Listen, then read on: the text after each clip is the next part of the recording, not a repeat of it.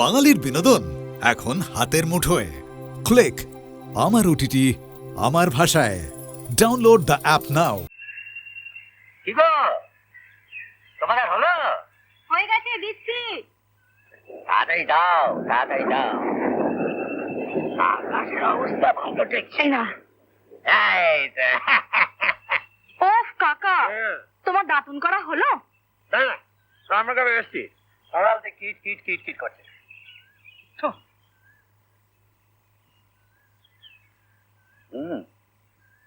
দেখ জব্বর হয়েছে। বাবা আমি করেছি। তুই তো বেশ ভালো চপ করে নিয়ে গেছিস। ভারী তো রান্না করিস, তার আবার দে দে দে, দুটো দে খাই। না তোমার দেবো না, সবসময় বাজে বকছো। দেখি দিবি না মানে? দেবো না তো। কেন? হ্যাঁ মা, হাতিটা নিয়ে আয় তো, দেরি হয়ে যাচ্ছে। যা বাবার ছাতাটা নিয়ে আয়। যা যা, বেরোবার সময় মাঠ ঘুরে যাস।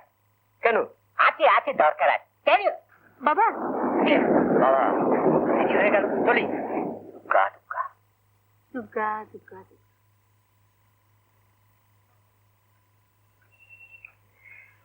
রাম, শোনো, আজ থেকে তোমার ওই লোকাল কালীবাড়িতে অ্যাপয়েন্টমেন্ট, বুঝেছো?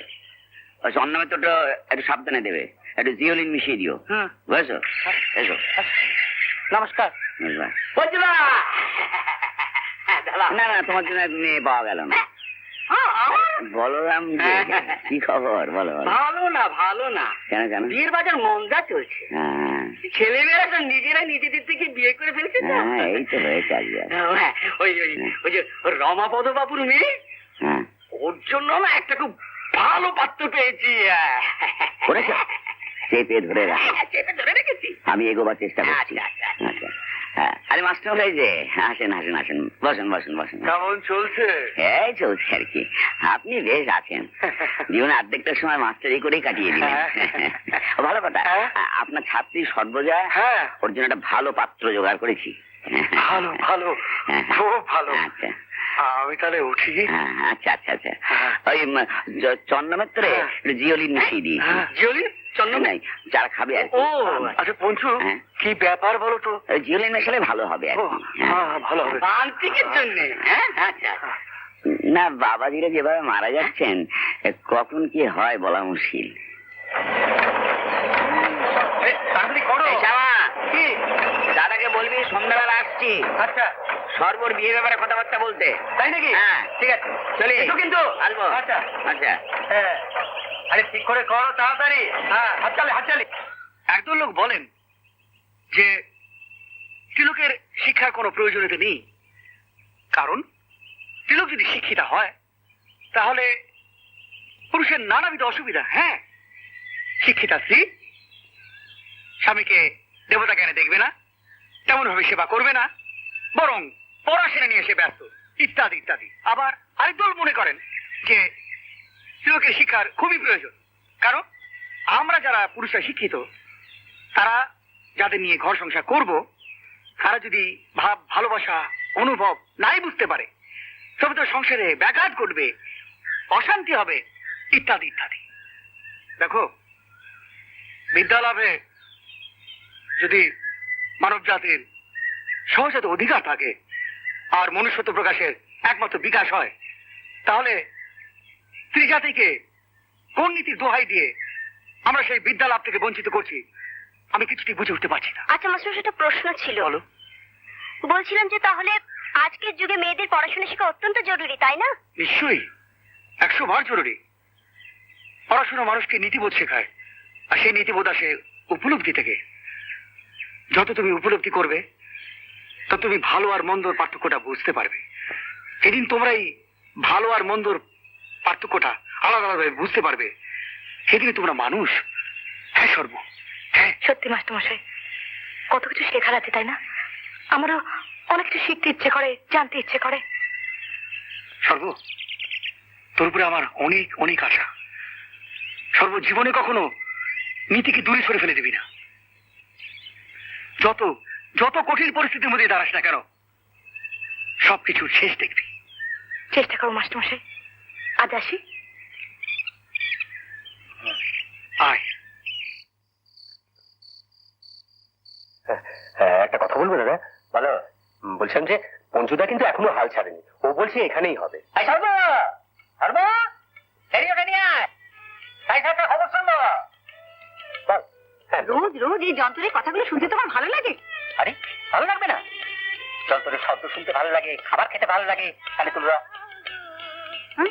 বল কি বলছিলি? বলছিলাম যে পঞ্চুদার কথাটা কিন্তু সর্ব আর কতক্ষণ লাগবে? আরে, কি আরম্ভ করলো কি?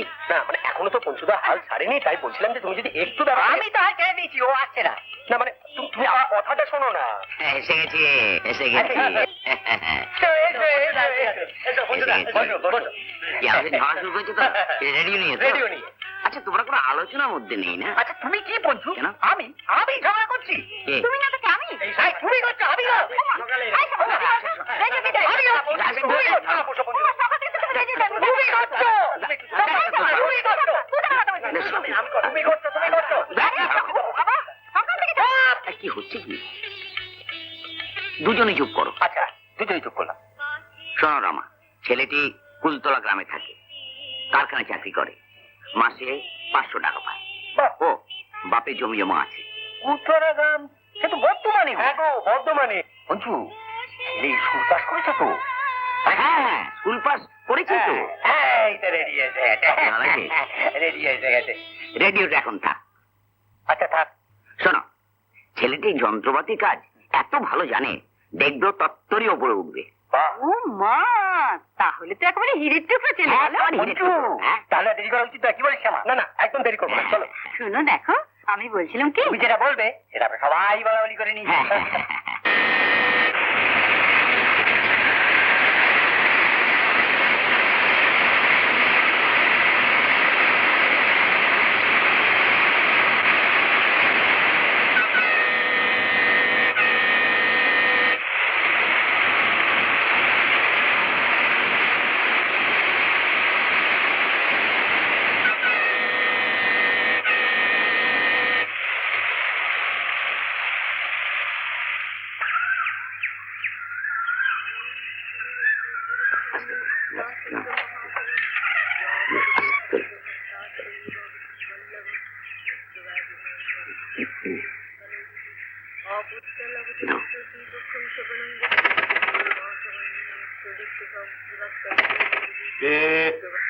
খুব রাজবাড়ি লোক, কিন্তু সাবধানে কথা বলবি। ভীষণ ভীষণ।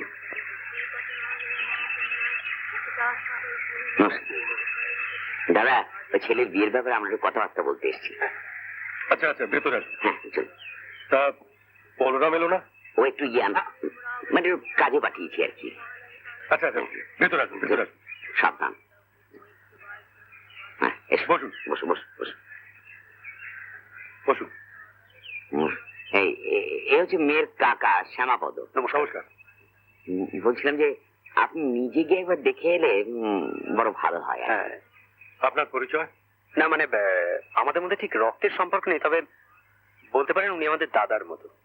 কি রে প্রতাপ, কার সঙ্গে কথা বলছিস?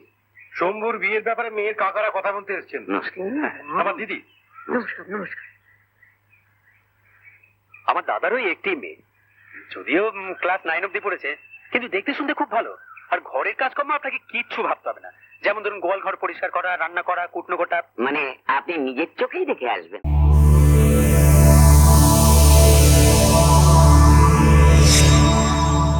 এরকম আরো অনেক সিনেমা দেখতে হলে ডাউনলোড করুন ক্লিক অ্যাপ।